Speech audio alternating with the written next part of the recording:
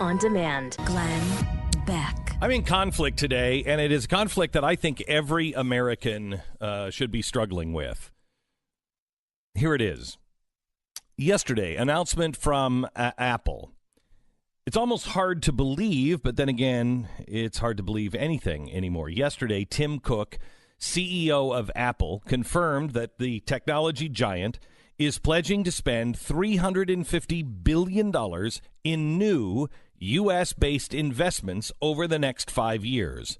Some of that money they are just repatriating from overseas holdings, and some from their U.S. reserves and expected income. $350 billion investment in the United States over the next 5 years. New manufacturing, R&D, new partnerships, new products, new stores, $350 billion. Now, let me put that in context. Sitting at 12.87 degrees latitude, 121.7 degrees longitude, sits a little island. We know it as the nation of the Philippines. It's a lovely nation. It's filled with 100 million lovely people. And last year, their GDP was $330 billion. So what Apple is promised is to spend more than the entire economy of the Philippines. That is astonishing. It's also more than Israel at $340 billion. It's more than Hong Kong, more than Malaysia, more than Denmark, more than South Africa, more than Colombia. In fact, there are only 30 nations on Earth who will generate more in total GDP next year than Apple is going to invest in the United States of America. Wow. Let's put that into context. And Apple isn't alone. They're merely joining a growing chorus of companies who are now planning massive new investments in the United States, building new manufacturing plants, new capital investments, new hires, call centers, technology teams, service departments. What does that mean for us? It means jobs. It means new technology. It means a booming economy. It means growing communities. Since November of 2016, 80 major U.S. corporations have announced plans to repatriate overseas monies back to the United States, something that this program has been calling for and saying could happen and warns against because there's so much money overseas that it could actually cause us inflation if it comes pouring back fast. But the Obama administration would have nothing to do with it. It would pay dividends to investors. It would build factories, buy new equipment, and hire people.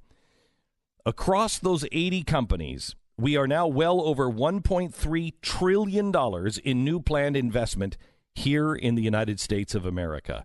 And that doesn't count the tens of thousands of small business owners.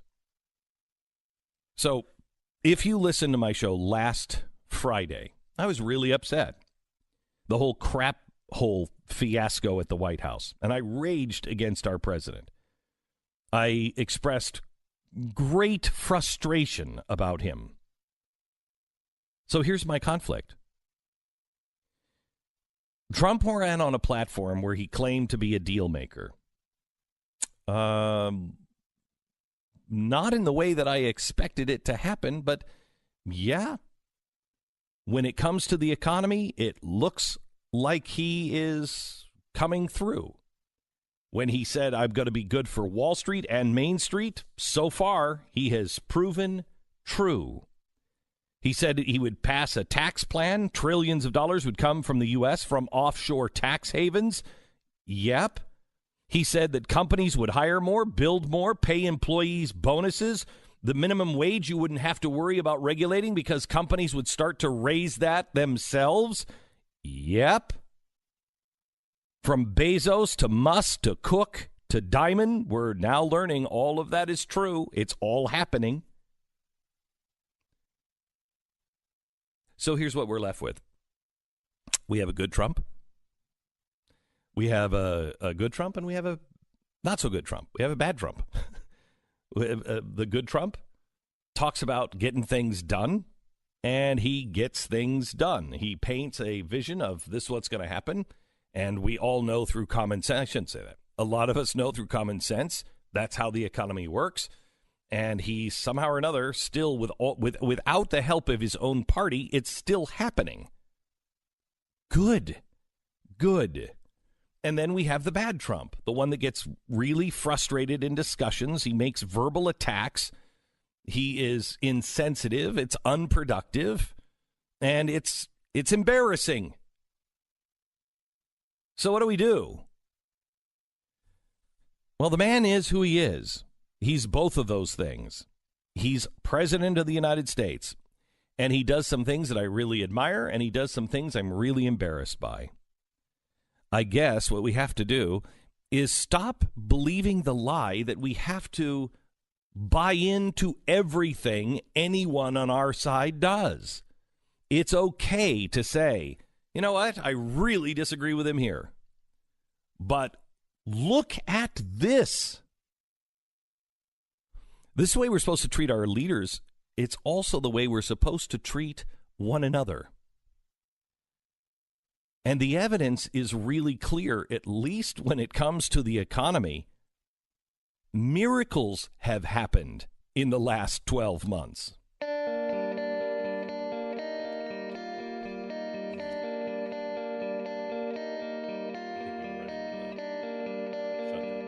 It's Thursday, January 18th. This is the Glenn Beck Program. See, here's the problem. The problem is everybody switches sides when you don't have to. When you don't have to. You just be consistent. Just be consistent. For instance, I thought it was okay to shut down the government against Obamacare because we believed in something. The Democrats, of course, didn't think that was right. They thought that was going to hurt a lot of people, that people were going to starve, they were going to lose their houses, they wouldn't be able to get their medicine. We'll lose all credibility in the world because we're going to start defaulting on loans. Do you remember this? And what an evil guy Ted Cruz was, even though Ted Cruz didn't have the ability to shut it down. It was the House, not the Senate. But he was the most evil guy, and it was these reckless, insensitive, uncaring brutes that just took it upon themselves to hold all of America hostage. Now, I didn't see it that way. I thought it was a smart move, and the government doesn't actually shut down. It only shuts down non-essential services and non-essential people. Employees. Well, my point of view is if you're non-essential, you should never get brought back on. Okay, with an exception of the military, because I think everybody, the sergeants and everybody below, they don't get paid. So you pass a bill so the military continues to still operate. You make sure that, if there's anything in the Department of Homeland Security, there's anything with medical, that is taken care of. But everything else, nope, you're non-essential. Bye-bye. Oh, my gosh. If I said that, and I did, when Ted Cruz was standing up and saying, yeah, the government shutdown's not so bad, it's a pretty sweet place to be today because I can be completely consistent. Now, if you were a Democrat, oh my, how exhausting is your life? We went back and we've compiled what the Democrats said then and what they're saying now. And when you hear what Chuck Schumer said then and what Chuck Schumer said now, holy cow. Mental gymnastics. This is the gold medal for mental gymnastics. Listen, And some Democrats are saying they will not vote to fund the government at the end of this week unless Republicans embrace a bipartisan solution for the so-called dreamers. But we still can't say with any certainty that a government shutdown will be avoided. Senator Cruz may have landed in the record books with that long speech. So I'm not leaving any American behind. I'm not going to vote on something that isn't a part of this deal, a part of this package. Even those who don't like Obamacare say it would be better for them to deal with this in the normal course of legislation. Are Democrats going to give up and agree to a short-term continuing resolution? I think I speak for the vast majority of members of the Democratic caucus. We're not going to desert these young people. Here you have a handful of right-wing extremists who are trying to do away with the election results of a year ago. We are going to do what we want to do. Are they willing to accept a spending deal without a fix to protect dreamers? A few have already said their answer is no. This shutdown is continuing to harm our country, our reputation. It is a needless, manufactured, self-imposed wound. Does that mean we're headed for a government shutdown? What we have got to do, it seems to me, is to pass the Dreamers legislation. It never occurred to me to bring down the United States government and cause pain for millions of workers because I can't get my way. Any bill that funds the government must also include a fix for DACA. This is playing with fire. We could do the same thing on immigration. We believe strongly in immigration reform. We could say we're shutting down the government. We're not going to raise the debt ceiling until you pass immigration reform. It would be governmental chaos. Before January 19th in order to avert that partial government shutdown. But really what this is going to come down to is DACA and the issue of immigration. At least Democrats are saying that they are united in their opposition. If they have problems with that bill, we will be happy to sit down and talk to them about a reasonable approach to do it. But we're not going to do it with a gun to the heads of the American people. If they fail to include it in the continuing resolution, there are many of us who will be troubled by that and will take appropriate response. For goodness sakes, this is irresponsible and it's reckless. Why does this senator or the Tea Party Republicans think they can pick and choose the priorities of the American government? Wow. And the Russian judge gives them a 10. It's incomprehensible how those are the same people. I mean, the Chuck Schumer one is the best one. Yeah, he said we could do this with immigration, but we wouldn't. It would be reckless. Chuck. You're doing it right now. He actually gave the hypothetical of what his future behavior would be, and he called it ridiculous and that he would never do it. And then here he is doing it. The Durbin one is really good as well in there. I mean, that is all just of them. insanity. All of them are good. The Bernie Sanders. How these people can just hijack and what they're trying to do is trying to reverse the election from a year ago. Hello. I mean, it's amazing. It really is amazing. We'll have that posted at theblaze.com, and we'll tweet it out. We just finished it a few minutes ago, and I'll get it to the Blaze right away so you can see it, because it's great. You have to send that everywhere. Because when you look at it, you know what, Bowie, can we have just add one thing? Then, now. So the people who aren't really paying attention know this was then, this is now. I mean, look, these words just don't mean anything when they come out of these people's mouths. They don't mean anything. They don't even think. It's so tiring. It's not even an argument. They don't believe either side of it. I mean, is it like, look at what Cruz back in 2013. He wanted to defund Obamacare. There was a bunch of things that were going down that road when he was doing that. He believed he had leverage because of the government shutdown, because of the debt ceiling, and he tried to get something done that he believed was important. Right? That was what he was doing in 2013. That is what the Democrats are doing now. That is understandable by both sides in both situations. You are a minority party. You have no power to get these things done on your own.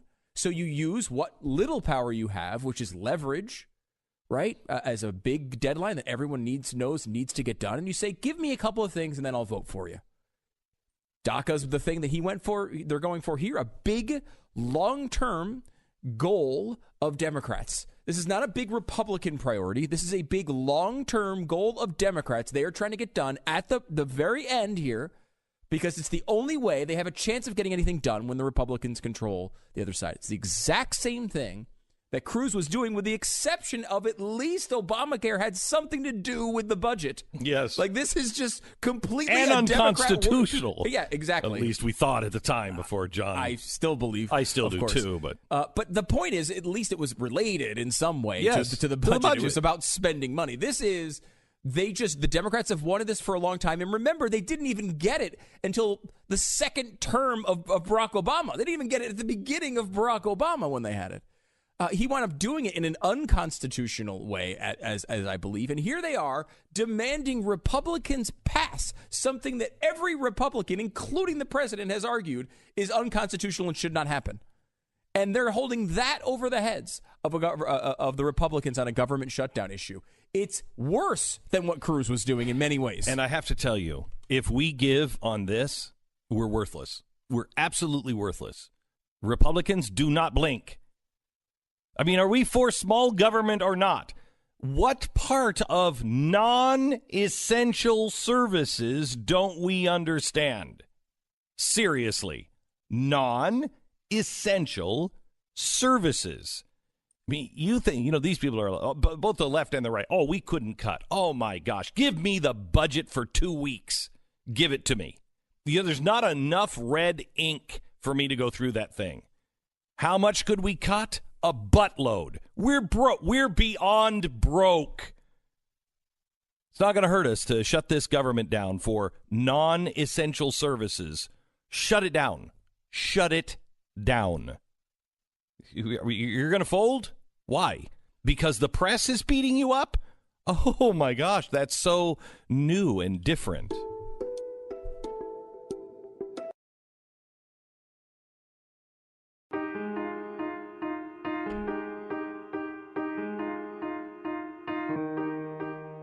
Glenn Beck. And the media wonders. The media wonders why it has no credibility. Well, did you hear the cuts that we played a few minutes ago? Have you seen those anyplace else? Because they have that video available to them. If we did, they certainly do in their archives. And they don't find it important as a credible source to say, Senator Schumer, here you are laying out this very scenario that you're doing now just a few years ago, and you said it would be ridiculous to do that. How do you respond to that now, sir? Right. And what would he do? He'd find some distinction between the two situations, which, Sure. of course, there are several. I mean, there's several minor distinctions between the issues. But the point is that he didn't mean it then, and he doesn't mean it now. So the thing is with the media is there are two kinds of sins. There's the sin of commission. I was involved. I did it. And then there's the sin of omission. And many times the media is guilty of the second. And why? Why would they be guilty of this? You could make many arguments. They don't like Donald Trump. They don't like Republicans. There's a million arguments to make. I honestly think the real situation is, to them, they didn't want Obamacare to go away, and they do want DACA.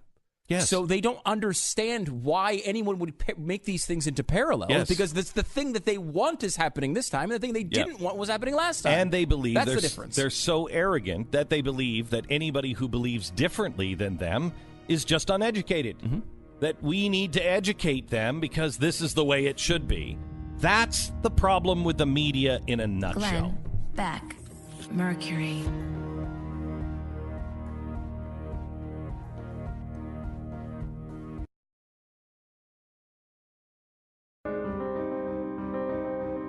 You're listening to the Glenn Beck Program.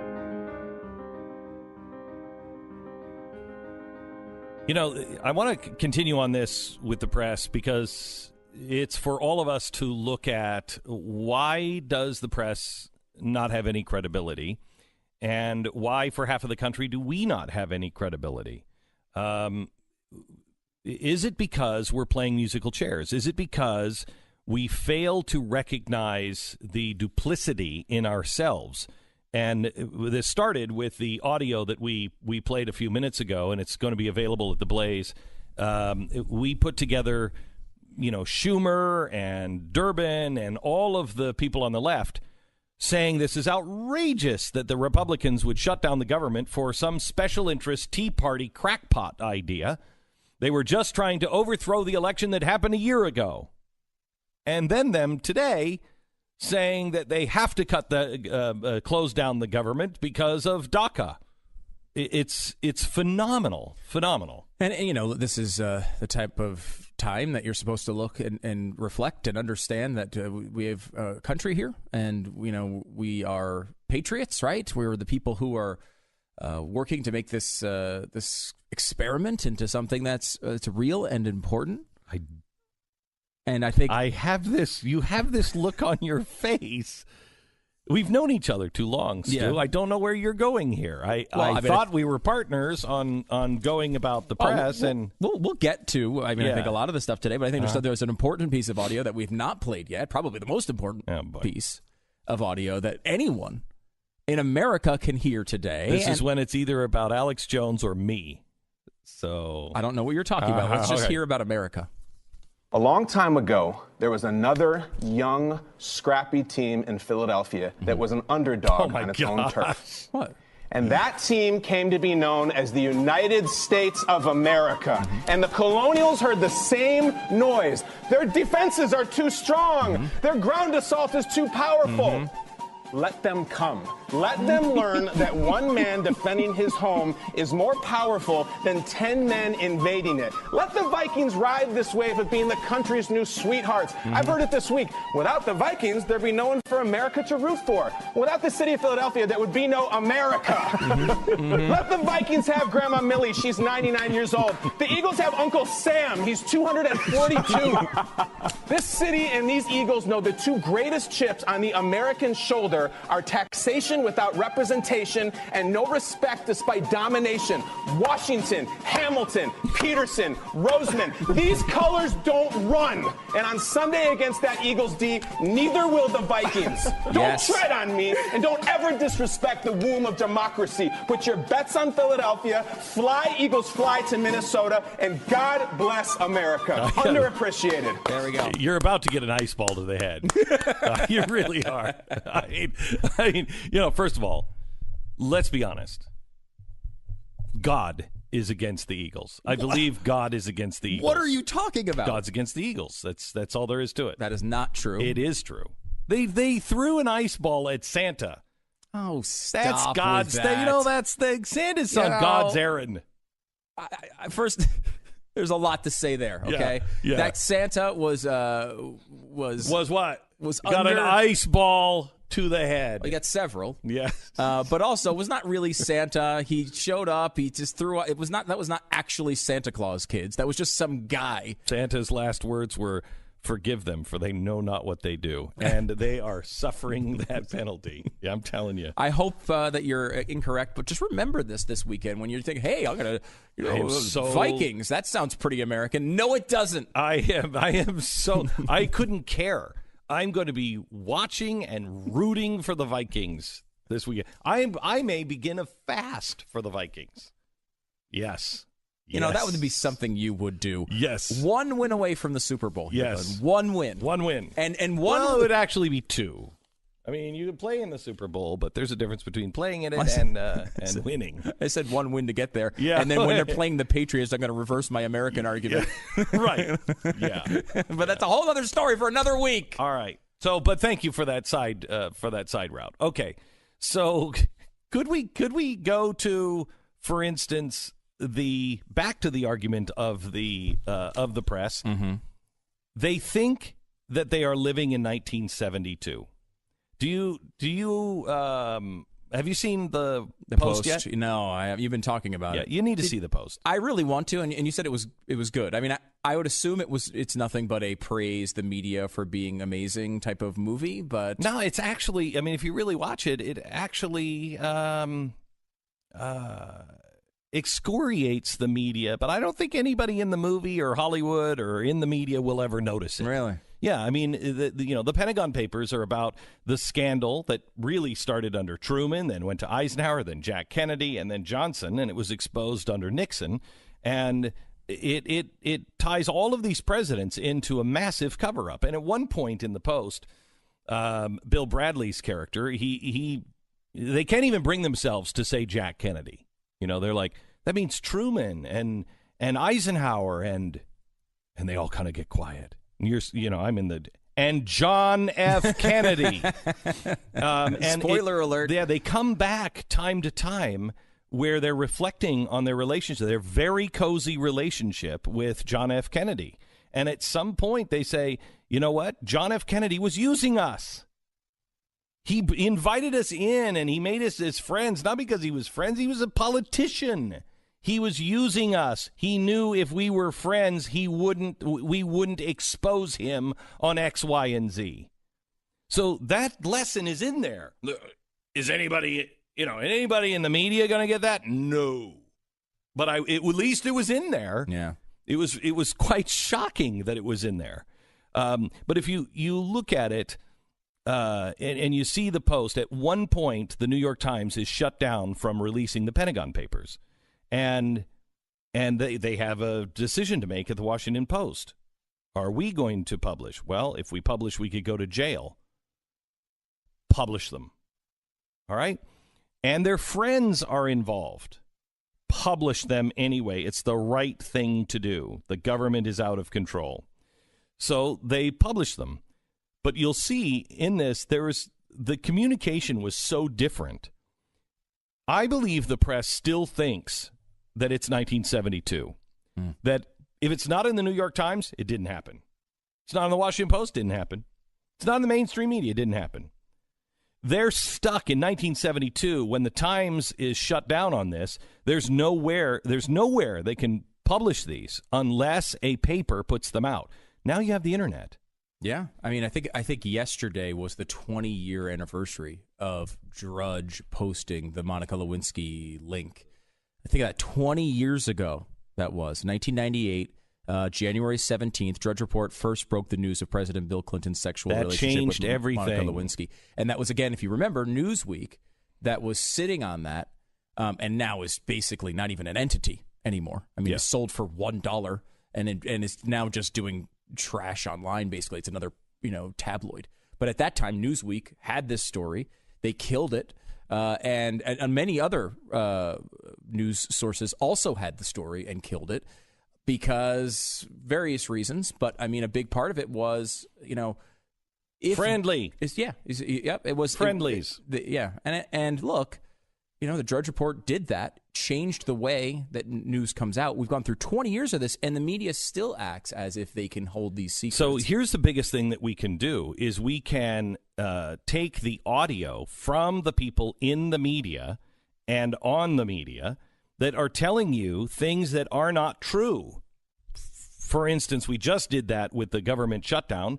This is something from the Washington Free Beacon that they did on trickle-down economics. When I was growing up with Ronald Reagan, you heard all the bashing of trickle-down economics, and you never really had anything to point to other than everybody had jobs, that it worked. Well, we sure have that now. The media is not going to embarrass the people who say trickle-down economics doesn't work because they need that theory to be discredited. But you need to know the truth. And so now you have the ability to see these videos and pass them everywhere, make them viral, because it's proof they were wrong. For instance, here's the evidence on trickle-down economics. It feels like you're relying on this tax cut of the corporations, of the wealthy, to trickle down. Yeah, Southwest and American Airlines both announcing they're going to give $1,000 bonuses to employees following the tax overhaul. Wage increases don't follow tax cuts like this. So the world's largest retailer giving its U.S. employees a bonus, a wage increase, and expanded maternity and parental leave. So you're creating a huge tax cut Right. And you might not get wage growth. Right. Capital One Financial, which just confirmed to CNBC that they will raise the minimum wage for all U.S.-based employees at Capital One to $15 per hour. And anybody who thinks that this corporate tax cut is going to trickle down to lift wages has a staggering ignorance of how public companies function. Wells Fargo said it would raise its minimum wage to $15 per hour. That the day we cut the corporate tax rate, wages are going to suddenly jump up when there's absolutely no historical evidence whatsoever that this will happen. Boeing announced $300 million in investments for corporate giving and workplace improvements. I'll ask you plainly, are you living in a fantasy world? AT&T announced that it will invest $1 billion in the U.S. in 2018. Also, for 200,000 workers, it will provide them a $1,000 bonus. That is, how do I say this nicely, absolute nonsense. There are no examples anywhere of companies distributing their tax savings to their workers. Sinclair Broadcasting and Kansas City Southern are among others committing to bonuses. Generally speaking, when companies get tax cuts, they keep them for themselves and distribute them to the shareholders. BB&T pledging to give out bonuses of $1,200 for almost 75% of its workforce. And who says that giving corporations more money will make them raise wages? It's also raising its minimum wage from $12 to $15 an hour. Will they actually increase wages? Will employees actually see the benefits of a corporate tax cut? None of them will raise a hand because that's simply not true. Bank of America says it's planning to shell out $1,000 bonuses to nearly 150,000 of its employees. It is a clear cut for the top, and it's a hope and a wish for anyone else. And CEO announced the company would award special $1,000 bonuses to more than 100,000 eligible frontline and non-executive employees. The crumbs that they are giving to workers to kind of put the schmooze on is so pathetic.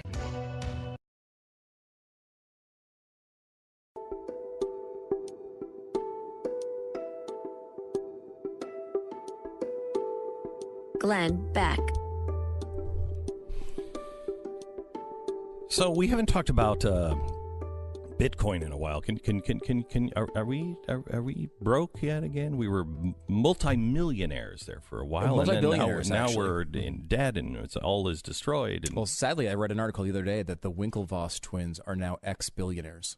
Not the Winklevoss. The Winklevoss twins were billionaires, and now they're ex-billionaires. I wasn't alerted to the Winklevoss fortune. Well, they had a lot of money. Of course, they sued Zuckerberg for Facebook, right? Those are the guys that had hired Zuckerberg to code Facebook, to code something just like Facebook, and then he just did his own thing at that time, which is a very strange move by Zuckerberg. But anyway, they got a bunch of money. A lot of it went into Bitcoin. They became billionaires, and now they're ex-billionaires. But I think they might be back to the billionaire category today because it's back up to almost 12,000. Can you give me the chart? Because here's the thing that people don't understand about Bitcoin. I mean, it is a wild white knuckle ride. It has been, yeah. And it might go to, as we said from the beginning, might go to zero. Mm-hmm. Don't think so. But I put my money in for a long term. So, yeah, here it is. So starting late 2015, it started with a 37% drop in 2015, then 136% rise, then a 34% drop. Then a 76% rise, then a 29% drop, then a 219% rise, then a 38% drop, then a 166% rise, then a 40% drop. Then this most recent 556% rise, and now a 43% drop.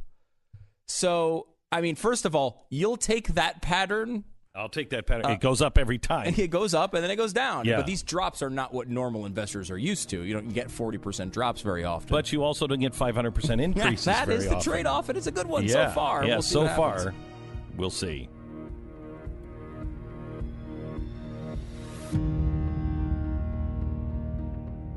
Glenn Beck. Mercury.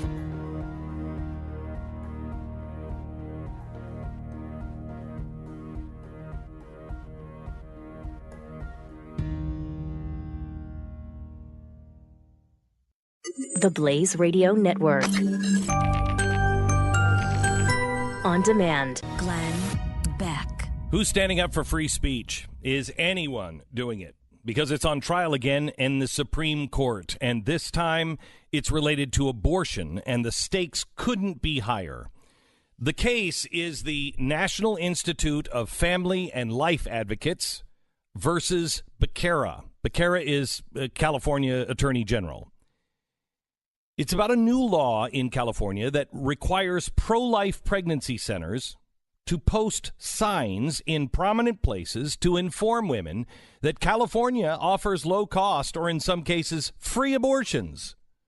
The signs must include a phone number for abortion clinics. Okay, couldn't disagree more because I believe abortion is murder, but you want to be fair. Does this law require the abortion clinics to talk about the pro-life clinics and provide phone numbers? California can do all of the abortion clinic advertising it wants, but it is forcing those who are firmly against abortion to promote the abortion industry. Not only is California clearly violating free speech, it is aggressively endorsing the murder of unborn children over efforts to protect them. What have we become? It's like a marriage counselor forced to post advertisements for hitmen. You know, that way, the client should know that there's a cheaper way out than divorce. If you crack open this legal door, imagine all of the other insane positions that the governments could force us to start endorsing.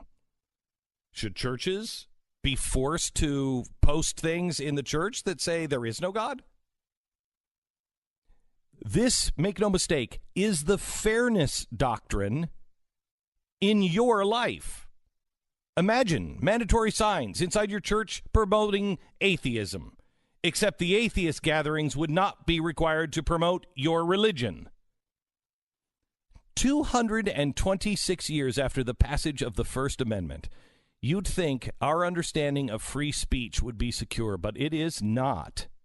The freedom of speech part still is not clear to most people, I contend, on both sides of the aisle, but certainly not in California and the Ninth Circuit Court of Appeals. They're only interested in protecting speech that they approve. And not only they are protecting it, they're forcing people who disagree with their position to endorse it. This is tyranny. This is telling people who are trying to save Jews in World War II that they have to post anti-Jewish propaganda. They're saving lives. They don't believe that the Jews are inhuman. The people who run these nonprofit pro-life pregnancy centers are humble, loving, caring, genuine, hardworking, and they believe it's life. Their mission is to help women and save lives. They're the unsung heroes on the front line of an American Holocaust. The 21st century Oscar Schindler, saving people from being murdered. Apparently, these pro-life pregnancy centers are a little too good at saving lives because the government is going out of its way to persecute these people and impose their crazy notion that the baby growing inside of you is actual human life with inherent value that deserves protection. The Ninth Circuit Court of Appeals is already, of course, California. Yeah, that's right. They got to do that. The decision should be a brainer for the Supreme Court. But unfortunately, I can't count on anything being sane. Pray that the Supreme Court goes the right way on this.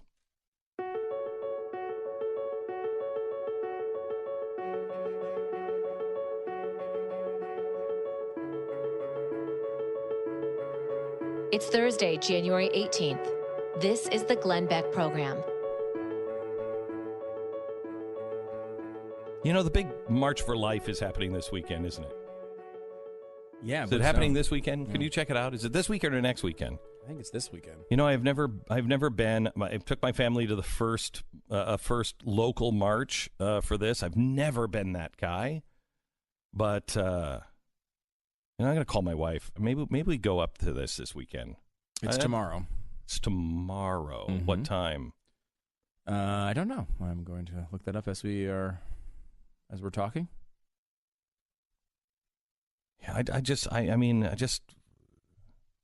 my family, the kids have to be involved in these things. We're so about sheltering our kids. No, they have to know. Somebody asked me the other day, what's the best thing you can teach your kids? What's the most important thing? How to listen to the Spirit. I think that's it. Everything else they're going to be able to find on YouTube. They're going to be able to Google. They'll be able to access through the internet. You don't need the knowledge. There's this, the idea of a Jeopardy champion. How useless is that compared to what it used to be? Man, I'd like to be around that guy because he's a walking encyclopedia. Well, I got one in my pocket. You know what I mean? Yeah. So everything that you could be taught or need to know, you can find it on your own. What we don't have is we haven't strengthened the ethics of what it means to be a human. We can't decide what it means to be alive. We are not strengthening that internal compass, that idea of right and wrong. That's really the only thing you should be worried about with your kids, because they're going to be able to access everything else. They have to have an internal compass of what is right and wrong. They have to be able to have that sense of listening, to the Spirit, or listening to themselves, to where they can say, you know what, this doesn't feel right. This is not going in the right direction. I don't know. I can't define it. That's good. That's good. And we're dismissing that. And we are replacing it with, degrees and knowledge from schools. I think schools are going to end up, mark my words, in 10 years, it will be, unless you're going to be a doctor or something like that, schools like we have them now are going to be disabling. They are going to be something that really smart companies say, oh, yeah, she wouldn't have done that, because it's going to make you think in the box. You don't want to think in the box anymore. So when it starts tomorrow? Yeah, tomorrow it looks like 1 p.m. is about the time it begins. And it's been going on since 1974. In 2013, there's 644,000 people, over 650,000 people were believed to attend. I'm just looking at some of the numbers, and they're obviously huge. It's become, the first year I think it was 20,000, and now it's over 600,000 as of a couple of years ago. And President Trump is speaking. First time President is speaking. Yeah, I mean, it looks like Reagan and Bush had spoken like remotely via satellite telephone. And then it looks like Trump is going to be the first one, I guess, by video that's going to be doing it. But it's certainly a positive to give more attention to this event.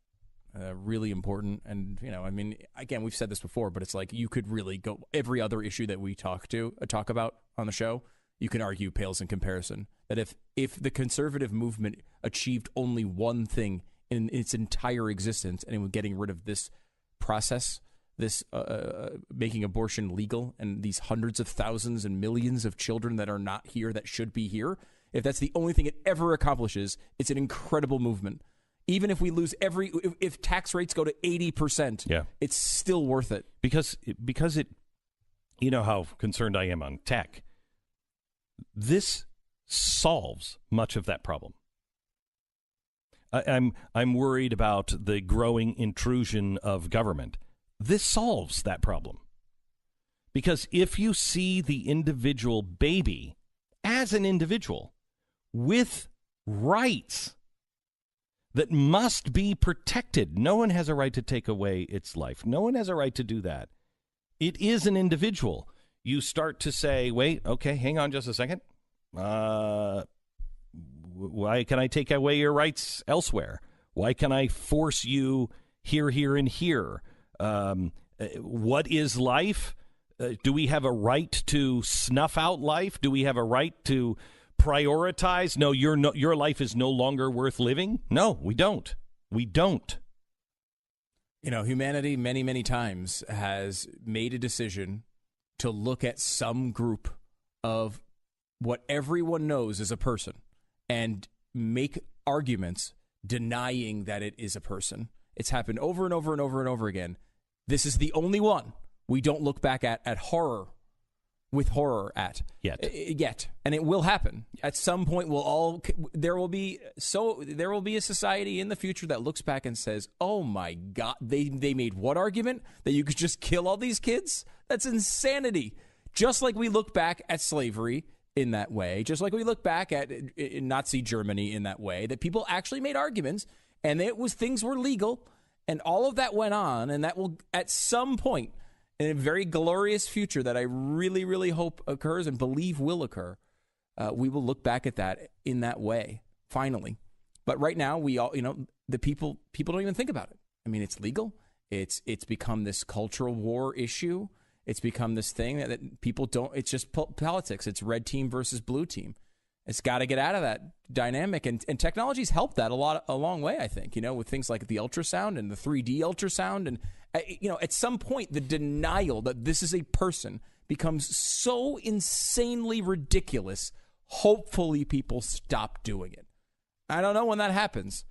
It seems, a lot of rational people, a lot of people who make a lot of sense on a lot of different issues, a lot of people that I like, a lot of people who I can hang out with and have dinner with and have great conversations with, look at that issue in a way that I can't fathom a human being would look at it. So here's the problem that I have with most of those people, because a lot of those people will say, look, I don't want the government, the ones I respect, I don't want the government regulating what I can and cannot do to my own body. You're looking at kind of the libertarian approach to this. Yes. Because they're the only ones. By the way, we should point out. What? It's the minority of people who actually make that argument. But it's the only logical one that even has any ground with me. It doesn't, because I have to protect everyone's right. Mm-hmm. And so you're now making decisions for two. Mm-hmm. You're eating for two. You're caring. You are the protector of a child now inside of you. And if you won't be, I have to be. So that's the only one. But I will tell you, the ones who are, that make this about, there's too many children. No, there's not. No, there's not. No, there's not. Look at the wait for children. If you want to adopt, look at the wait. There's not too many children. There's nobody who will take care of them. Yes, there are. Yes, there are. The second argument always is about, well, it's the woman's right to choose, and they'll never go and look at the baby. They have to try to make that into something else. Well, it's not really a baby. Yes, it is. Yes, it is. I mean, it's not an octopus. It's not a cancer growth. It's a baby. It's one of those things we all know. And to participate in the other side of that argument, you have to deny something that you absolutely know is true. And to be honest, most people don't go to that place. They go to the place that you were in many, many years ago when you were pro-choice, which is, number one, I kind of want the option if something goes wrong, right? And number two, I don't want to think about it. It's really uncomfortable, and I don't want to deal with it, and I don't want to think about it. It's legal. You know what? It's one of those issues. Let's just not talk about it. And I think that's where a lot of people are. But you know what? If we were honest with each other, for those people who say it's not a baby, it does have significant ramifications all around. And if you wanted to say, okay, it's legal, we would not be talking about posting, hey, have your baby and give it away. We wouldn't have to post those things. What we would be posting, if we were honest, is the pictures of the baby, the pictures of abortion. Nobody wants to look at that. Now, we post, do we not, or is it Canada that posts on cigarettes? It's Canada. They post the black lung. They post the pictures of the disease. Nobody's having a problem looking at that because they know it's just an organ and it's bloody and it's ugly and, oh, yeah, that's the result of that. Why do they post those pictures? Because they know it stops people from smoking. That's an organ. Well, this is just a lump of tissue. Why are you not allowed to see it? Because it's not. It's a baby. It's a baby, and they know it. The scary thing is just the amount of delusion that you have to accept and live in to be strongly, hey, cut them up, get them out, let's sell the baby parts. You're a monster.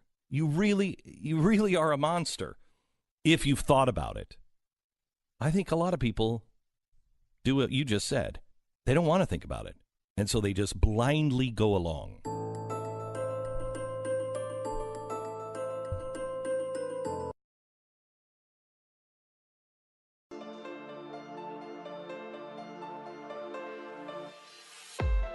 Glenn Beck.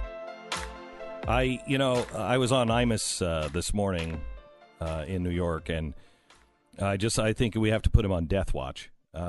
Because he was incredibly nice. I even tried to pick a fight with him, and he just kept going back to, I think you are you've done more good than most people, and you're very, very smart. And I'm like, oh my gosh, he is. Yeah, he's about to flatline this afternoon. So we're starting the Don Imus death watch, and it's this will be funny until he dies. He dies, and then it'll be true. However, that is the time he would find it most funny. Most funny. So, yeah. I would love, I barely know Don, but I would love to give the eulogy at Don's funeral. And if they don't let me, we might just have a Don Imus funeral on the air, because he's got to go out in the way that he lived his life. Which will be uncomfortable at the time, but I think that's what we have to do. Long-term legendary, short-term uncomfortable. Yeah. That's the way he lived his life. Glenn Beck, Mercury.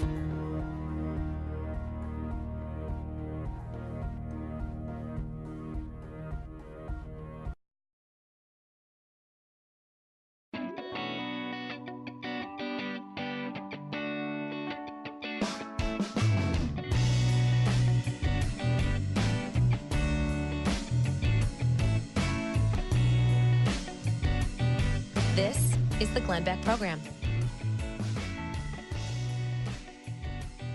Yesterday we had a guest on who was talking about that we are at a place that that people don't talk about, but they feel. We all know that we're at this. Something's happened. Something is going on. Something is coming. I remember Condoleezza Rice talking about it when I was at Headline News, and I found it fascinating that she would use this language. And she said, these are the birth pangs of the things to come. And, that sounds a little biblical. And even if it's not biblical, you look at that language and say, wow, birth pangs of the things to come. That means you're going to have pain, and then it'll go away for a while. And then you'll have pain, and it'll go away for a while. And then it'll get faster and faster and more intense. And in the end, you're giving birth to something. And I have wondered since then, what is it we're giving birth to? And I'm not sure anybody has asked that question. I think we are so focused on the game of politics, on the game of life, and I don't put the average American in this. Well, maybe I don't know. I don't know. I don't know a lot anymore. And I actually think that's a good thing. But I think the average American feels it, and they don't know what it is. And for anybody who is thinking, they're puzzled by what's going on, because we see we are completely disconnecting from common sense. We're disconnecting from everything that is real. I mean, what does it mean to be a man anymore? A gentleman. Do gentlemen exist? Is that a thing? Have we decided that gentlemen don't exist anymore? No, there's a really great club. It's called the Gentlemen's Club. that right, we go to all the time. No, seriously. Do they exist anymore, Stu? I don't know. I think all the things that built a gentleman are kind of looked down on by society now. Right?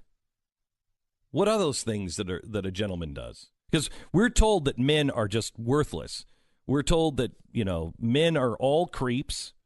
We're now in the strangest turn of events. This Me Too movement has turned from empowering women quickly to I'm helpless. I'm a little China doll that I don't have any power to say no. I don't even know my own mind. I might be engaging in something, but later I can feel bad, and you should have stopped me. What? To empower to chart your own course, and then once you get right to that point, the movement becomes, but you're really not in charge. You're not capable of it. I don't even understand it. It's such a weird turn of events because you're right. It's bizarre. It's taking the agency away from women for their rights to be able to do the things they should be able to say. No. And this is not even to the level of Harvey Weinstein, which is obviously, everyone knows that, but even at the level of Aziz Ansari or anybody else. If at any moment during an encounter you express the idea that, no, I would not like to continue, it should end right there. Yep. And that is absolutely part of this and should be 100% acknowledged by everybody. But the idea that you have to read the mind of the other person when they are sending signals that they do want to continue for much of the time, you have to be able to say. You have to be able to say no. You have to be able to say it. I think Ben Shapiro had a piece of audio that we had today. Let's play Ben Shapiro on this. There were some nonverbal cues that were given, including getting completely naked in his apartment and then performing sex acts multiple times on him. If I were Aziz Ansari, I would be thinking that's a pretty solid nonverbal cue that you might be into things. Like I have a hard time believing that she really expects Aziz Ansari or that anyone from Me Too expects men to be mind readers. Is it the job of men to now decide when women are capable of consent? I thought the entire purpose of the feminist movement was to say that women are supposed to be the mistresses of their own consent, that it's not up to a man to say, listen, I don't think it's possible for you to give consent right now. I don't think this sex is in your best interest, and I don't think that we ought to be doing this. That would be mansplaining to the woman, presumably. That was the whole point of the sexual liberation, right? That women could control this destiny and should control their own destiny and make their own decisions on these matters. And now we're at the point where we now want guys to make the decisions for the women so that they can, Louis C.K. to protect them. Louis C.K. had a similar situation. Again, there's some details that are always a little bit in doubt on these things, but his point was that he basically would pull his stuff out and do all sorts of stuff to himself in front of women, but he'd ask first, and if they said yes, he would do it. Now, the pushback on that is because he was a powerful comedian, he should have known. And they were comedians. He should have known that they couldn't say no because they admired him for his stand-up comedy. So he shouldn't have done those things, not because it's gross, which of course it is, but beyond that, he shouldn't have done those things because he should have known women weren't capable of saying no to sex acts because he was so funny. And that's the feminist argument. Yeah. Listen to this. So Ashley Banfield went on HLN, and she said, this is ridiculous. He had no power over you. You left the apartment and then came back and did it again. So what? Your date didn't work out the way you wanted it to? You had the power. You already left. So she's getting pushback from this Babe.net reporter. Listen to this. The way your colleague, Ashley Banfield, someone I'm certain no one under the age of 45 has ever heard of, by the way. By the way, I'm 41, and I have heard of her, so that is unfortunately not true. Ripped into my source directly was one of the lowest, most despicable things I've ever seen in my entire life. Shame on her. Shame on Headline News. Ashley should have talked to me. She could have talked to me or my editor of my publication. But instead, she targeted a 23-year-old woman in one of the most vulnerable moments of her life, someone she has never even met before, just for a little attention. Well, I hope the ratings were worth it. I hope the 500 retweets on the Single News write-up made that burgundy lipstick, bad highlight, second-wave feminist has-been really feel relevant for a little while. She disgusts me. I hope when she has more distance from the moment, she has enough conscience left to feel remotely ashamed. I doubt it, but still. Must be nice to piggyback off the fact that another woman was brave enough to speak up and add another dimension to the societal conversation about sexual assault. She was not assaulted. No, and that's the new fallback position of the people who are from the Me Too movement, because they're saying, well, we never said we wanted Aziz Ansari fired. We're just saying that we don't like the way that went down. Oh, of course. Because for some reason, we crazily got the idea that this was about getting every person in one of these stories fired. Only because, the history of it is every person who gets mentioned in one of these stories gets fired. So somehow we magically converted this into a story where you seem to be trying to get Aziz Ansari and his career ruined. Somehow that's our fault now. That's our fault. This is a new now that half the people who've watched this story have said, wait a minute, this is ridiculous. It's going over the line. Even people who are complete supporters of this movement. Now that they're saying this story has gone over the line, they're like, what are you talking about? We never said we wanted this man fired. What? How? Where did you get that idea from? Only some are. The real revolutionaries are still pushing it. Yeah. They're still pushing for the silencing of people like Ashley Banfield and anybody who stands up. The real story here is that there is a revolution going on, a real revolution, but it is like the French Revolution. It will purge itself of all of those that have always thought of themselves as revolutionaries. I'm on your side. You're not going far enough. And you'll be burned at the stake, too. It's what happens. It's what happened in France. What happened in France is now happening here. And it's happening with the left. And if you on the left don't understand, they're going to come for you. They're coming for you. I do love we have to do the end of this, though, because the end of this email to Ashley Banfield, or to Headline News at CNN. I would never go on your network. I would never even watch your network. No woman my age would ever watch your network. I will remember this for the rest of my career. I'm 22, and so far, not too shabby. And I will laugh the day you fold. Okay, you're 22 and not too shabby.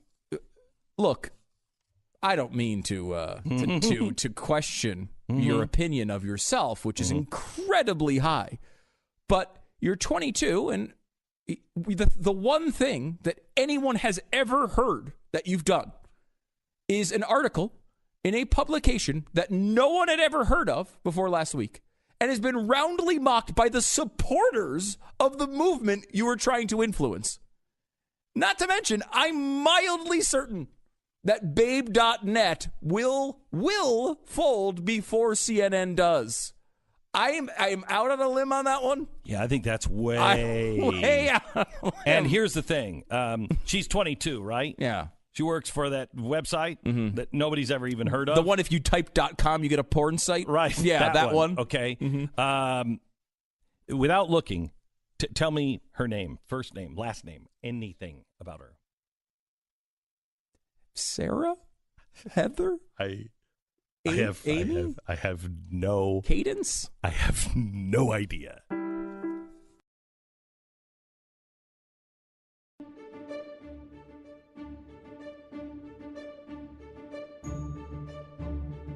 Glenn Beck. I found this really interesting. Last night on television, we did something, and maybe we'll get into it next hour. We showed you a poll of Democrats funded by the Democrats, at least a local Democrat, who wanted to show the national Democrats, you're way out of step. You got to stop. And you really have to see this, because it shows that the elites in Washington, the Democrats are going through their own Tea Party movement right now. They're done with it.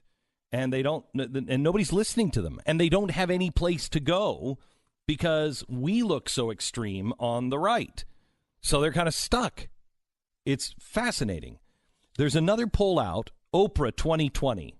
Remember how everybody on the left said, "Oh, she's got to run. She's got to run." Mm-hmm. No, apparently not. A new poll out shows that she's only within 2 points of beating Donald Trump. No, well, she is beating Donald Trump by 2 points. But yeah, poll, right? she's beating with 2 point margin. It's 2 points. That can be changed quickly. I mean, any poll they taken this early could change, but that one is a lot tighter than you'd expect. It from should someone, be. Yeah. If she's the dream candidate, it should be. Yeah, she should be up by 20, right? But the polling shows that middle American Democrats are saying, no, I like her, but she's not the president. And I think the left loves her because it's another Obama term. It's just it would be the same stuff from Obama.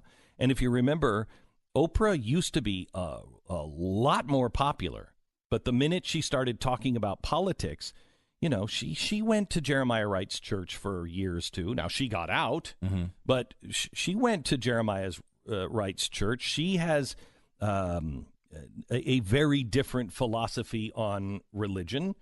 Okay, that's cool. Totally cool. But not necessarily in step with Democrats in the center of the country. Did they test Oprah's new slogan that she's testing for the campaign? No, I am. You do know what her slogan is, right? No. Oh. My vajayjay is painting. Okay, right, that was it's not that, and that was a weird slogan to think Oprah 2020. I'm not going to fall into that again. My vajayjay is. I just thought that was. Yeah. No. I mean, you know what's amazing? The poll shows who's more popular. This is with Democrats. Mm-hmm. Who do they want more than Oprah Winfrey? Number one, Joe Biden. Oh, they love Jolton Joe. How do that? I don't understand that one. I mean, I can understand a lot of candidates that I don't agree with. Joe Biden, I don't understand how you're like, oh man, if Joe would come out, he's my guy. Glenn Beck, Mercury.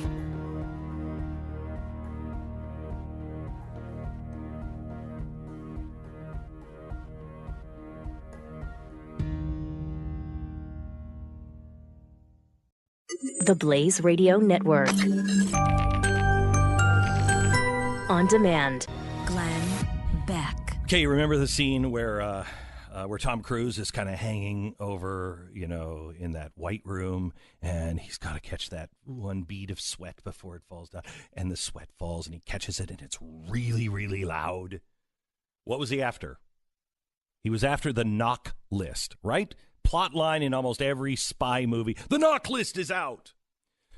The good guys have to catch the bad guy before the names and the locations of the undercover operatives of the CIA and all the good guys are killed. And in the movies, we always get the knock list back. I mean, it's not a problem. The good guys always win. Except that's the movies. This is real life. And I wonder why we're not really focused on this.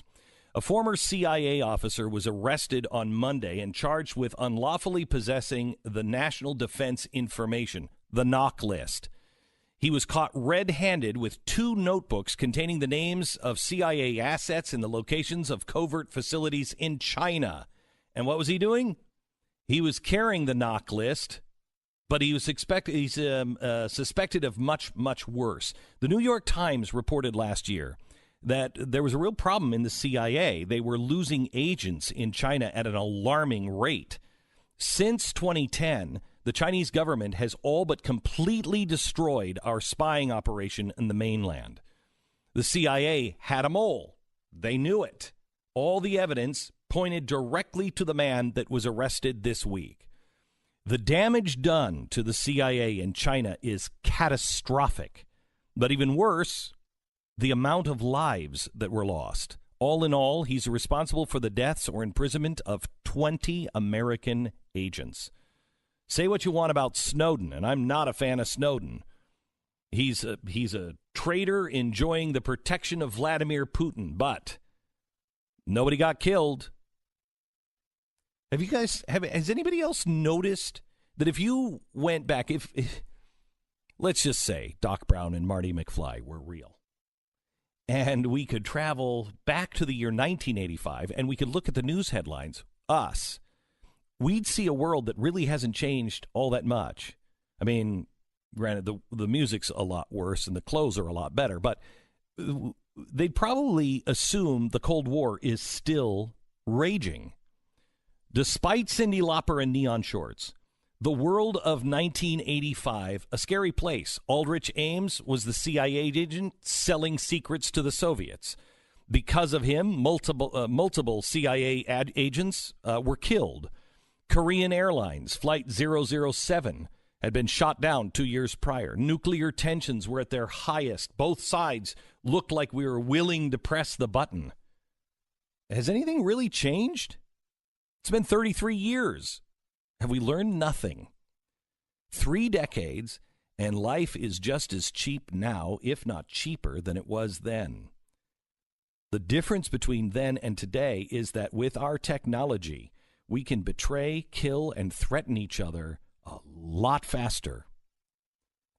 The bad guy, in this case, eventually caught, but the human toll he inflicted makes this story ultimately a tragedy. Likewise, the redundant cycle that we are in and seem to always be in should tell us something about ourselves. How do we break it, both as individuals and as a nation? We can navigate the ship anywhere we want to go. But we can't navigate the ship following pure self or national interest every time. Principles and values have to be our true north. And if we don't make a course correction, I have a feeling that without looking at what technology is going to bring upon our heads, if you take that out, we definitely are in for another 3 decades of nothing but the same.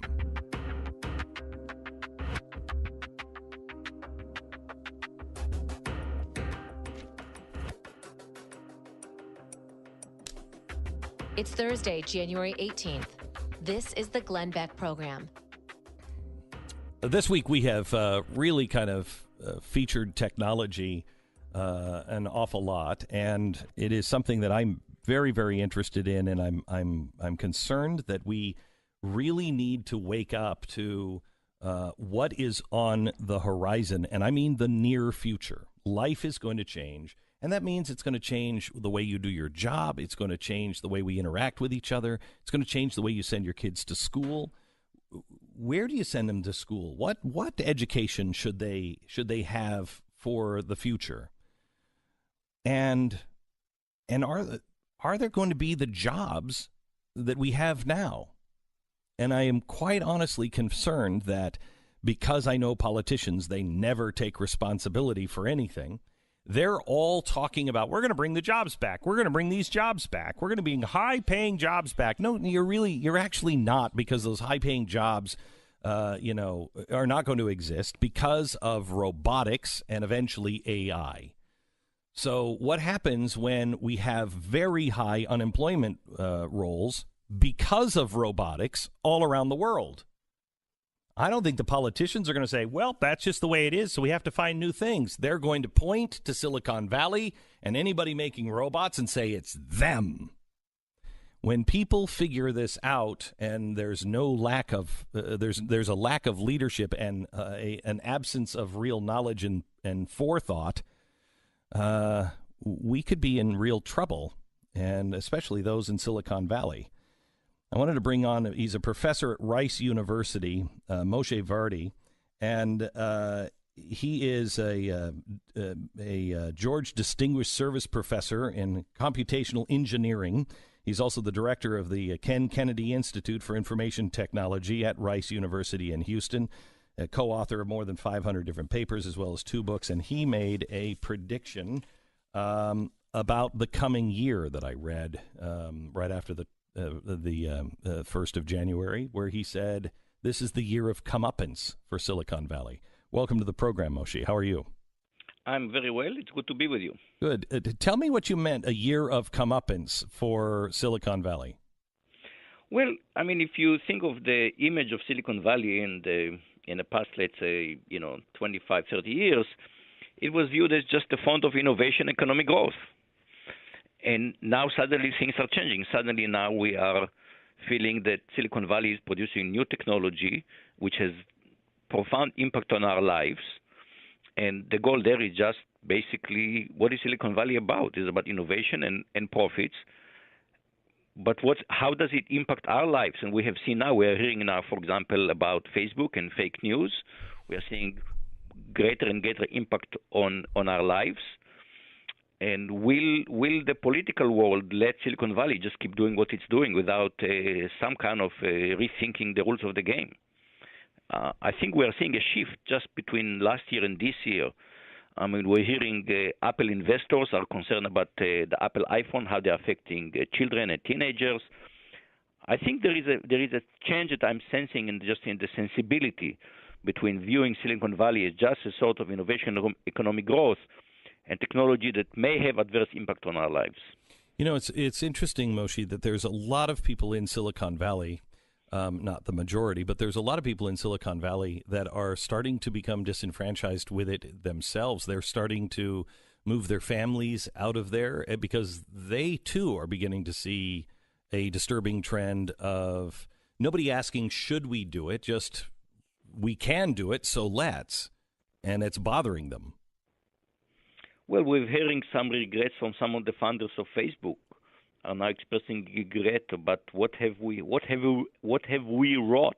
what have we launched? Who is in charge of this technology? So Moshe, help me?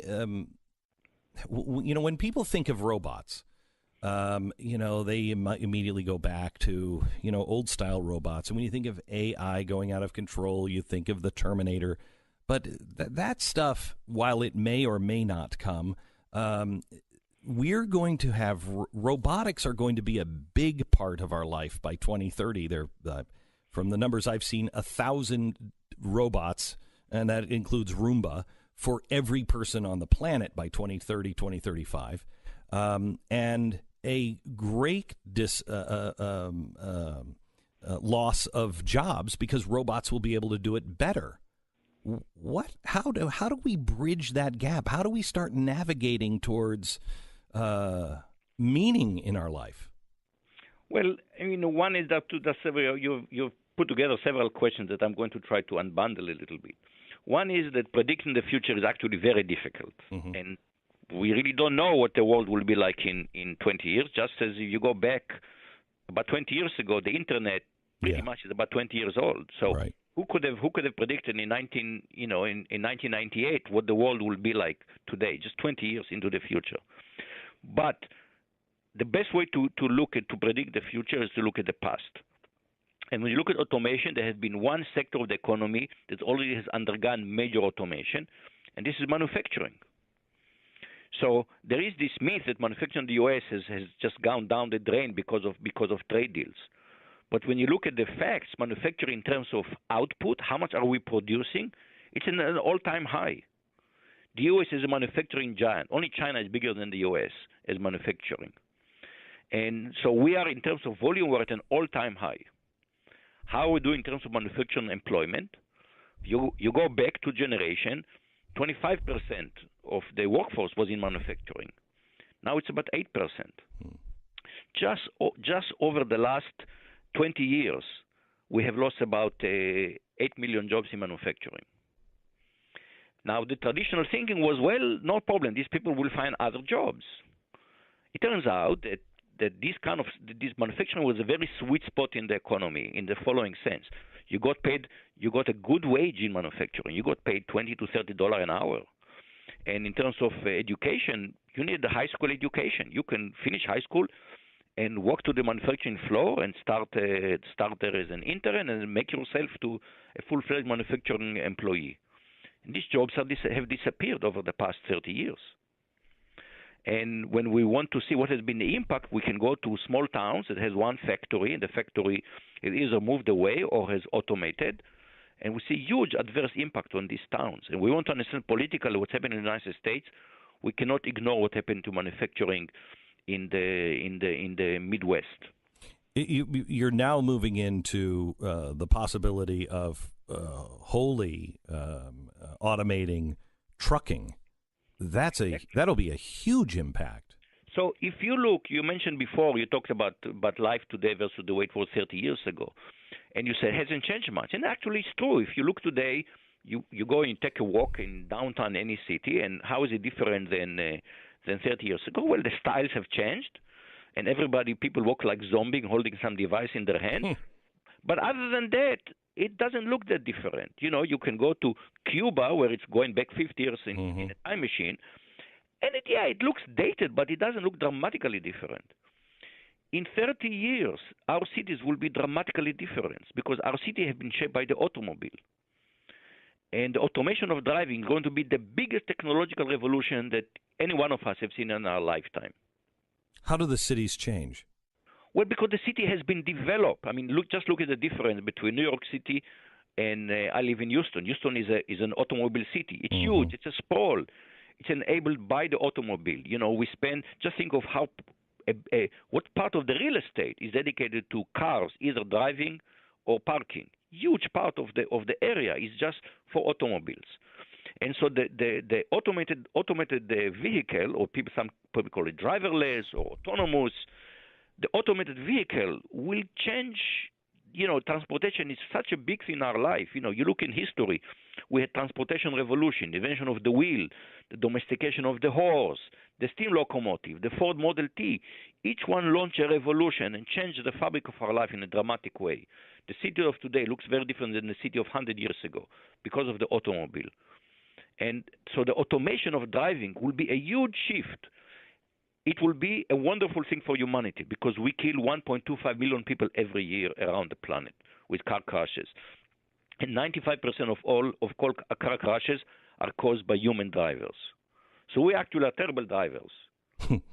And so this is a fantastic technology, right? If you I have a technology that will save 1 million people per year. The answer should be, bring it on.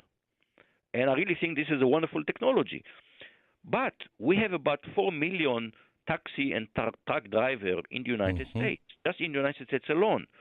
And if you look at other jobs that mostly the driving is a major component, like, you know, postal delivery workers.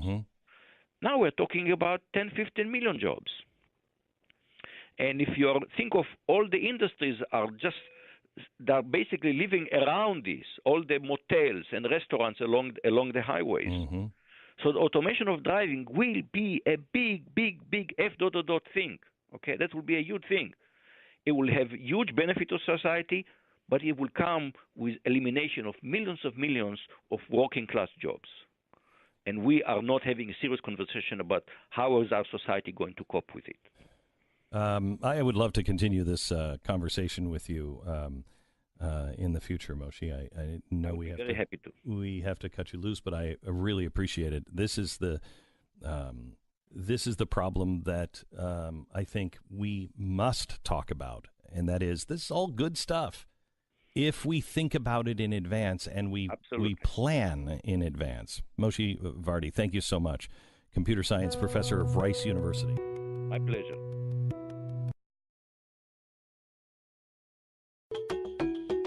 Glenn Beck. You know, part of me, I just can't wait until we're all, told what to do by computers because people don't make sense. My wife today is in the city.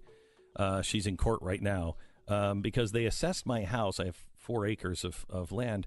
And they said, well, people around you have a house on an acre of land. So you could build 3 other houses on your, and you're like, no, what? No, Wait, so they're saying basically that you could theoretically divide your land. They're charging me the price for taxes as if I had 3 other houses on my property. Well, Glenn, if you go to Co-op City in New York, they build, thousands of people live on one tiny piece of land. It's craziness. It's craziness. Right.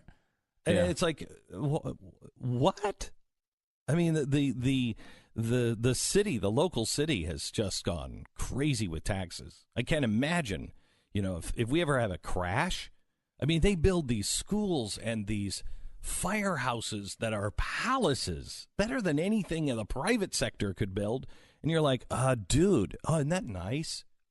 Yeah, you paid for it. Yeah, you did the story last week, the week before, about how now public universities, are building water parks at the colleges with taxpayer dollars, lazy rivers, so that the students can float around and think about math. I don't know what they would do. I have to tell you, if I went to a college and I saw a lazy river, and because I know Rafe would be like, hey, well, I'm going here. No, you're not. No, you're not. We do not need to encourage college students to be more lazy. Yeah, and if it's Harvard or if it's Columbia, which is a private university, okay, sucker, pay for it all you want. Yeah. I mean, no, these are public universities. Incomprehensible that a public university. And I couldn't believe the number of them that had it. Yeah. I mean, they're all over the country. I thought, okay, who's building? Everybody is. I mean, look, water parks are awesome. I'm not going to deny that, but I don't think taxpayers should be paying for them ever. Ever. I mean, I thought I was going out on a limb and unpopular by saying we shouldn't build football stadiums. How about no water parks at public universities? Glenn Beck, Mercury.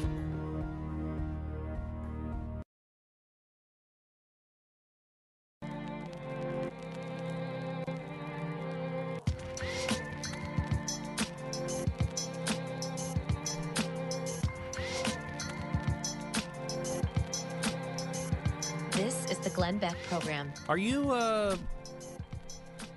or anybody in your family concerned about a governmental shutdown over the weekend? Because I'm not all that concerned about it. No, I mean, unless you're military, I mean, essential services in military and everything else are going to be taken care of. But some people do get their, they're not going to get their paycheck. They'll get it in a couple of weeks. But for families who are living paycheck to paycheck, that's part hard. Certainly concerns both of us, right? Yeah. And the last shutdown, it was delayed, and of course they did retroactively pay. In fact, they retroactively paid pretty much everybody that was out of work. So you got basically 2 weeks off unpaid, then got 4 weeks of pay on your next paycheck. Yeah, which is kind of, I mean, it's a weird situation. But I mean, they keep saying this. They say this every time there's a shutdown, that non-essential employees will not be showing up. And, look, a non-essential employee should not be an employee.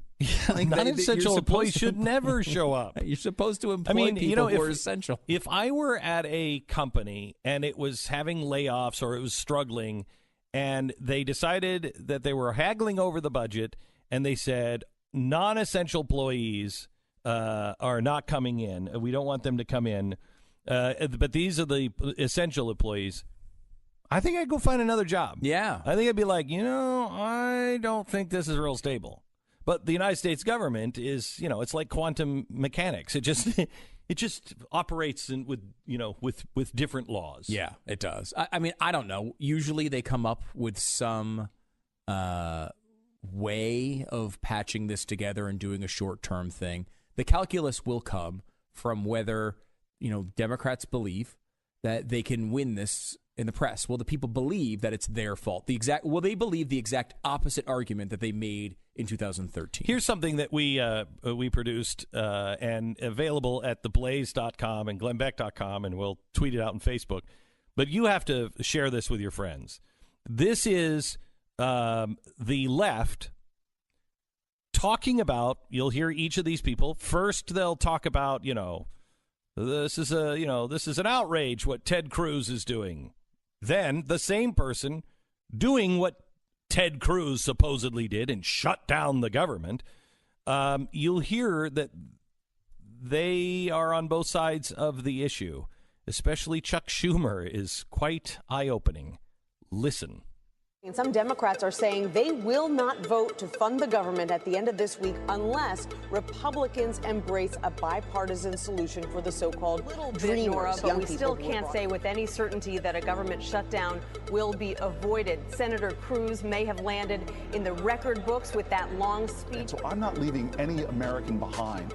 I'm not going to vote on something that isn't a part of this deal, a part of this package. Even those who don't like Obamacare say it would be better for them to deal with this in the normal course of Are legislation. Democrats going to give up and agree to a short-term continuing resolution? I think I speak for the vast majority of members of the Democratic caucus.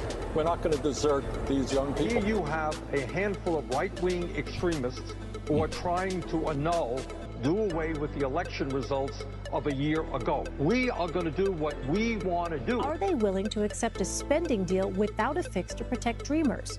A few have already said their answer is no. This shutdown is continuing to harm our country, our reputation. It is a needless, manufactured, self-imposed wound. Does that mean we're headed for a government shutdown? What we have got to do, it seems to me, is to pass the Dreamers legislation. It never occurred to me to bring down the United States government and cause pain for millions of workers because I can't get my way. Any bill that funds the government must also include a fix for DACA. This is playing with fire. We could do the same thing on immigration. We believe strongly in immigration reform. We could say we're shutting down the government. We're not going to raise the debt ceiling until you pass immigration reform. It would be governmental chaos. Before January 19th in order to avert that partial government shutdown. But really what this is going to come down to is DACA and the issue of immigration. At least Democrats are saying that they're united in their opposition. They have problems with that bill. We will be happy to sit down and talk to them about a reasonable approach to do it. But we're not going to do it with a gun to the heads of the American people. If they fail to include it in the continuing resolution, there are many of us who will be troubled by that and will take appropriate response. For goodness sakes, this is irresponsible and it's reckless. Why does this senator or the Tea Party Republicans think they can pick and choose the priorities of the American government?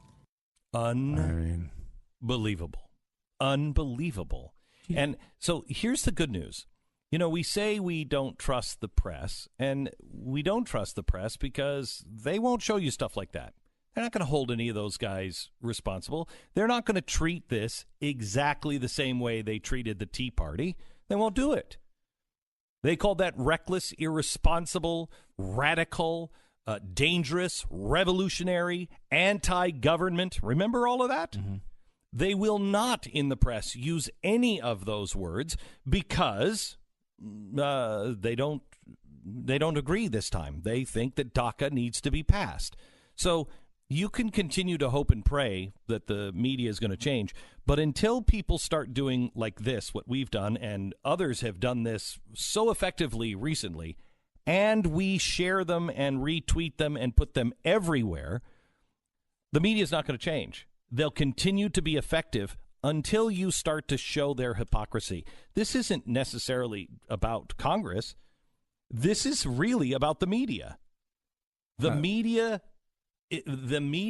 poured fuel on that fire against the Tea Party, and the media is pouring fuel on the fire against the Republicans, except they have to take the opposite position to do it both times. Yeah. I mean, can you imagine if what just happened with that montage happened to you at your job? If you worked at a restaurant and there was video of you saying, we must go all vegetarian, and then the next 2 years later saying, we must serve only meat. And then you said, we can never serve soda again. And then the next day it's all about soda. And you have and it wasn't because of market conditions. No. Yeah. You are trying to convince everybody that you have always been pro-meat, pro-soda, pro-water, and pro-vegetarian. It would be completely irresponsible for us to open on Saturdays. We must open on Saturdays. Can you imagine? Wouldn't you rethink your entire life if you saw that video and you were in Congress? I mean, if you had any care about your word and your honor, wouldn't you just sit back and say, oh my gosh, what am I doing with myself? Why am I doing this? No, you wouldn't do that unless there was an outcry against it. So you don't, we produce this and it goes viral. It doesn't go to Dick Durbin. Dick Durbin looks at that and goes, it's Glenn Beck. Another right-winger. Another right-winger. Yeah. Until the media says, I don't have a horse I have truth. And they're dropping the ball each time. They say, apples and oranges. Is this an apple? Everybody's trying to tell you It's an orange. It's an apple. We tell the truth. No, you don't. No, you don't. Where are you on this? Where are you on this? Because I can guarantee you, I can go back, and we should do this. Let's do this today. I can go back to CNN and MSNBC, and I can get them saying, calling the Republicans radicals, revolutionaries, obstructionists. They just want to see people fail. All that stuff. I can get them saying it when they held the line last time under Obama, and now that they're on the opposite end, I can see them saying that. And you know what? Nobody in Congress has any credibility on the right if you're not saying, hey, we did this, Yeah. And we did this, and we think this is an effective tool if the people are uninformed. But we stand for this principle. We are not going to be pushed around. Yeah, and to be clear, I think you're right. Every time there's an argument about hypocrisy, if you're arguing the other side is a hypocrite, what you need to do is pause before you make that argument and think about whether you are on the opposite side of both of those issues too. Because if you are the one saying that, of course, it absolutely has to be the right thing to do to try to shut down the government or use this as leverage to get something you think is important. If you were thinking that in 2013, you should understand what the Democrats are doing now. That is what I agree with it, and I do think this is an effective thing, and I do think they have a right to do it. That's fine. Mm-hmm. However, the difference here, why it would be much more full-throated last time, is I believed that universal health care was unconstitutional. It was unconstitutional. Right, period. but I mean, they would make the same dumb argument about their point. I mean, look, you could always find no. DACA is also unconstitutional. Right, but they'll say that they'll come up with their justification. They'll come up with the same thing, and that was you don't care about people. Yeah, exactly. I care both times about the Constitution. And look, there are differences in these cases. There's minor differences between what happened with 2013 with the government shutdown and what's happening now.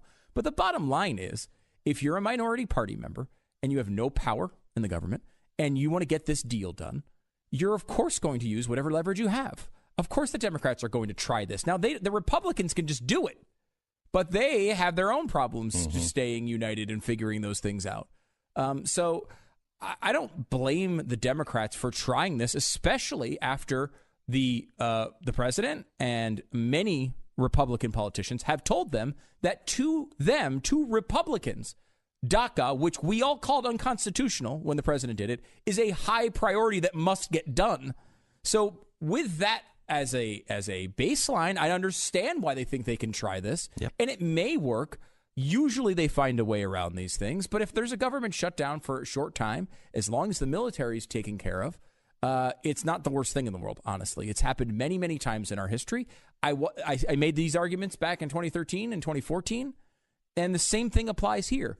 The military must be taken care of, and there are parts of these shutdowns that can affect real people in certain ways, but the vast majority of it is, as they call them, non-essential employees doing things that they can get away with not doing for a few weeks. I just wish these arguments on the budget were actually about the budget. Yeah. And this has nothing to do with the budget. I wish it was like, we can't come, they want to spend X, we want to spend Z, and we disagree, and we can't get to a budget. I wish all the budget showdowns had anything to do with the budget.